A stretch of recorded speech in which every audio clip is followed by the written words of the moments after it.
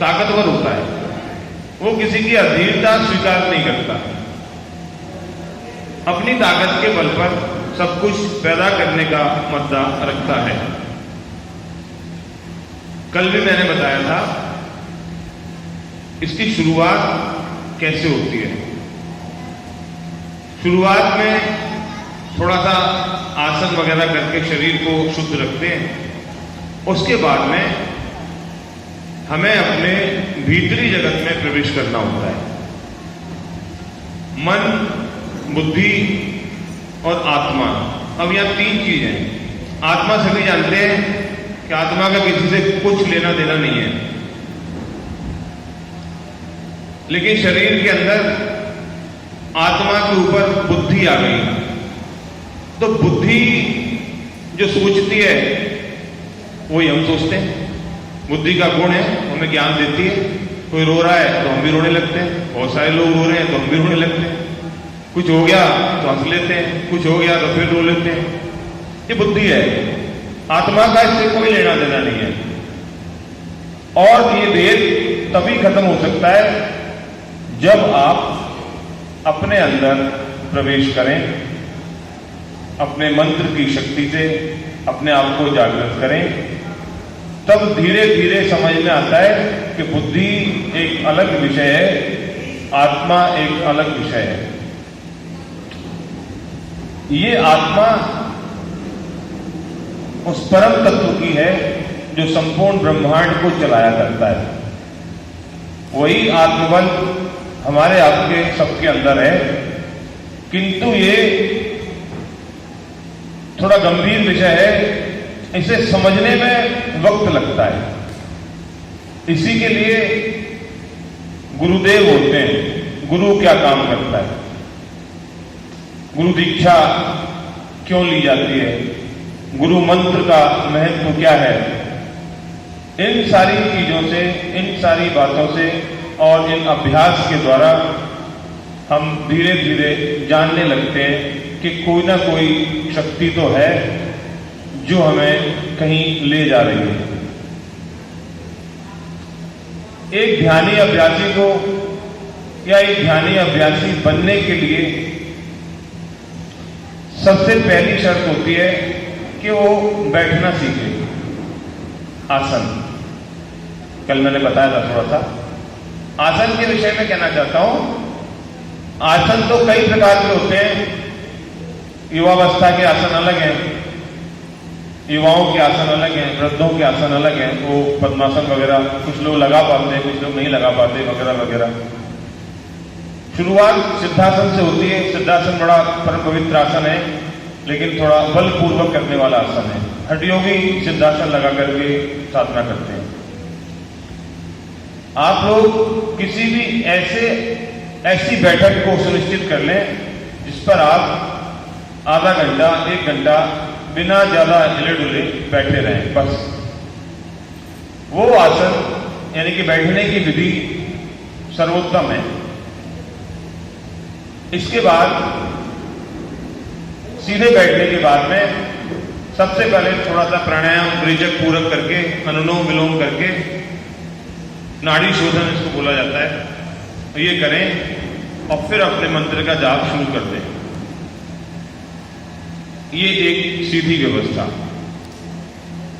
इससे भी धीरे धीरे धीरे धीरे आत्मबल बढ़ने लगता है और देव दर्शन होने लगते हैं। एक और व्यवस्था होती है। हमारे शरीर में 6 चक्र होते हैं। षट चक्र भेदन जिसको कहा जाता है। पहला चक्र होता है मूलाधार। मूलाधार चक्र जो होता है, अब समझना, थोड़ा सा विषय गंभीर है। आप लोग जानते हैं कोई मूलाधार चक्र क्या होता है? कोई बता सकता है? नहीं मालूम, मैं बताता हूं।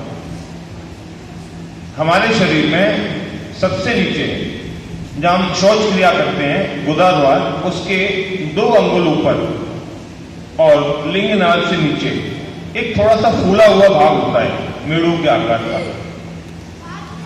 वो प्रथम चक्र है, मूलाधार। वहां श्री गणेश जी की स्थापना है और वहां पीत वर्ण पीले कलर का एक कमल का फूल है, उस पर श्री गणेश जी विद्यमान है। वहां पर ही कुंडलिनी शक्ति है जो 3.5 अंटे मारे हुए और सुषुम्ना नाड़ी को अपने मुंह में दबाए हुए। ये प्रथम चक्र पर जो लोग ध्यान केंद्रित करते हैं वहां श्री गणेश जी का ध्यान किया जाता है। इस चक्र पर ध्यान केंद्रित करने से धीरे धीरे धीरे धीरे आपका ध्यान लगने लगेगा। इसके बाद प्राणायाम के बल से उस कुंडलिनी शक्ति को जगाना होता है। ये जो कुंडलिनी शक्ति है कि हम सबके अंदर है और इसे जगाना कोई बहुत बड़ी बात नहीं है, कोई भारी विषय नहीं है, सिर्फ आपके अभ्यास पर और आपके ब्रह्मचर्य पर निर्भर है। बिना इसके शक्ति प्राप्त नहीं हो सकती। जिस समय आप लोग ध्यान पर बैठेंगे, अभ्यास करेंगे, जो मैंने बताया मूलाधार चक्र का स्थान, वहां पर श्री गणेश जी की स्थापना, पीले रंग का कमल का फूल है, उस पर श्री गणेश जी विराजमान है। ये ध्यान आपको आंख बंद करके और भीतर प्रवेश करना है मूलाधार पर, और वहां उन गणेश जी के दर्शन करने का प्रयास करना है निरंतर। शुरू में कई प्रकार की छोटी छोटी चीजें और भी दिखेंगी, क्योंकि ध्यान का अभ्यास नहीं होता तो इधर उधर मन भागता है, लेकिन वो धीरे धीरे वापस आ जाता है। यहां पर आपके गुरुजी, आपके इष्टदेव आपकी मदद करते हैं। ये अभ्यास एक बार शुरू कर दिया तो फिर आपका मन लग जाएगा। मन लग जाएगा तो शक्ति स्पंदन शुरू हो जाएंगे और शक्ति का आगमन शुरू हो गया तो मान लेना कि अब जीवन सही शुरू हो गया। योग मार्ग की एक पहचान होती है, यहां पर आप कितने भी शक्तिशाली हो, लेकिन आपको कभी बड़ा बोल नहीं बोलना चाहिए। अहंकार का दमन होता है। ये अभ्यास आप सभी लोग जरूर करना, अन्यथा मेरा बोलना व्यर्थ जाएगा। ये बहुत महत्वपूर्ण विषय है, ये आपको बताने वाले मिलेंगे नहीं, और सारा खेल जीवन का इसी पर निर्भर है। शक्तिहीन तो न श्लोक में न उस श्लोक में कहीं कुछ नहीं पा सकते, और इससे आप खुद ताकतवर बन जाएंगे, अपने मनवांछित काम भी कर सकते हैं, करा सकते हैं, और मनुष्य जन्म की दुर्लभता को समझ जाएंगे तो कम से कम मुक्ति के द्वार तक पहुंच जाएंगे। बाकी तो रोज मेरे लगते हैं, रोज भीड़ होती है, जाने कहां कहां जाते हैं, उनसे कोई लेना देना नहीं है, कुछ नहीं होने वाला इससे। आपके स्वयं का बैंक बैलेंस क्या है, आपने जीवन में क्या धर्म किया, क्या अपने लिए किया, वो आपके साथ है, बाकी तो व्यर्थ की बात है। दूसरी चीज श्रद्धा। हमें श्रद्धा के साथ में अनुष्ठान करने चाहिए। श्रद्धा से मतलब है, एक सूत्र चलता है, श्रद्धा में लभते ज्ञानम। जो श्रद्धावान है वो ज्ञान को प्राप्त कर लेते हैं, और जैसी श्रद्धा होती है वैसा ही रूप परमात्मा का बन जाया करता है। मैंने कल भी कहा था कि योग मार्ग में प्रवेश कर लेने के बाद आप उस कक्षा के विद्यार्थी हो गए जिसके प्रधानाचार्य भगवान शिव हैं, भगवान कृष्ण हैं, भगवान ब्रह्मा जी हैं। ये सब आदि महायोगी हैं, क्योंकि जब से सृष्टि प्रारंभ हुई है तब से ये सिद्ध योगी हैं, बहुत पुराने योगी हैं, बहुत शक्तिवान हैं। और आपको क्या बताऊं, ऐसी ऐसी शक्तियां होती हैं कि अपने संकल्प से योगी लोग जो आज बैठे हुए हैं हिमालय में, जिनकी हजारों वर्ष की उम्रें हैं, वो अपने संकल्प से उन्होंने वहां सृष्टियां पैदा कर ली हैं। बहुत सारे बालक बालिकाएं हैं, उनके शादी ब्याह हो रहे हैं, बच्चे हो गए हैं। जब 100, 200, 300 साल हो गए तो उन्होंने फिर अपना संकल्प वापस लिया, सारे प्राण खींच लिए, ना वहां कोई बस्ती है ना वहां कोई घर है। ये योग की लीला है। तो योग ही भी समर्थवान होता है। मेरा कहने का तात्पर्य है ये आदि महायोगी हैं, भगवान शिव, राम, जो भी देवता ये हैं, ये आदि महायोगी हैं। ये भी कृपा करते हैं। योग मार्ग में आप भी हैं, आप सभी ताकतवर बन जाएंगे। ये सारे काम आप भी कर सकते हैं, क्योंकि ये जो आत्मा हमारे अंदर है ये उन्हीं का तत्व है, उन महायोगी का तत्व है। जब तक ये अंदर है तब तक इससे आप जो चाहो वो काम करा सकते हो। ये करेगा, पूर्ण सामर्थ्यवान है। शुरुआत यहीं से होगी। दूसरी चीज, अपना खान पान, इसमें संयम की आवश्यकता होती है। संयम, खान पान सुनिश्चित हो और व्यवस्थित हो। आजकल के खान पान काफी लोगों के अलग अलग प्रकार के हैं। तो शाकाहारी जो हैं वो इसमें प्रगति कर सकते हैं, औरों की बात नहीं है। पहली शर्त। दूसरी शर्त, नियम का पक्का हो। टाइम से सोना, टाइम से जगना और टाइम से अभ्यास पर बैठना। नियमानुवर्तता से जो आगे बढ़ते हैं उन्हें लाभ जल्दी मिल जाता है। देखिए, जाना सभी को है, यहां स्थिर तो कोई नहीं है, सभी जानते हैं। ऐसे में भाग्यवश कोई ऐसा संस्कार बन गया है, नई चीज आप लोगों को मिल रही है, तो इसको सीखिए। आसन वगैरह इसीलिए कराते हैं, सुबह कराए थे, ताकि आप लोग जिस समय बैठे तो बैठने में कोई अवरोध पैदा ना हो, हाथ पैरों में दर्द ना हो, सांस ना रुके, खांसी ना आए। इस सबके लिए ये बाहरी अंग है योग के। यम, नियम, आसन। यम और नियम। यम से तात्पर्य होता है सत्य का। कोशिश करें जहां तक हो असत्य न बोलना पड़े। सच बोलने से थोड़े समय बाद स्फटिक प्रज्ञा लो। सत्य की शक्ति से आपकी वाणी सिद्ध हो जाएगी, जो बोलेंगे वही होगा। ये सत्य की प्रतिष्ठा है, सत्य का प्रभाव है। करके देख लो, हो जाता है। जब आप ध्यान में जाएंगे, मूलाधार चक्र प्रथम चक्र है, श्री गणेश जी का दर्शन जब शुरू हो जाएगा, उसके बाद हम आपको कल कुछ प्राणायाम बताएंगे।